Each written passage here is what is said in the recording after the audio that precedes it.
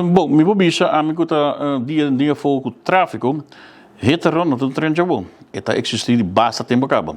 E nós temos que também heteron no diz veículo a atropellar peatão.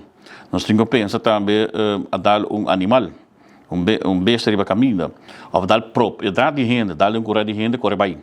E também o fenômeno que a raia luz também, tal qual que o mar atrás delante, nanta dar para luz e roupa de na nossa quando está aqui de Nadal tá cruzando esta coisa de que ora para luz bem bom e não cair na cabeça de rende. Dus essa que está sucedendo também roupa bem para sobre tem roupa fator que está peso de qualquer mas é problemático nós temos de velocidade alta que nós temos em tráfego, mas também consumo de droga com álcool também que nós temos também em tráfego e a falta de controle. We moeten sempre als de kaart niet thuis is, dansen de mensen op tafel.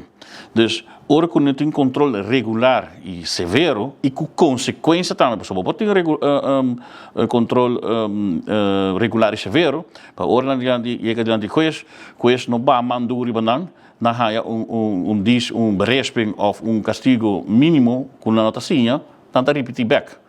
Dus esse também nós temos que conscientizar nos ainda tocante de problemática de retorno e também custo também como está também trem também não tem conhecimento também quanto acidente por custa. So obviamente não está querendo ruim back, não está consciente nem sabe que é consequente. Bota vai mais castigo. Dois, é dano material ou é dano físico. Pouco está basta placa. Acidente por custa tranquilo entre 1 e 1,5 milhão florim. Hopiendo nota al tanto de ver. Hopiendo está querendo que corre bem, já.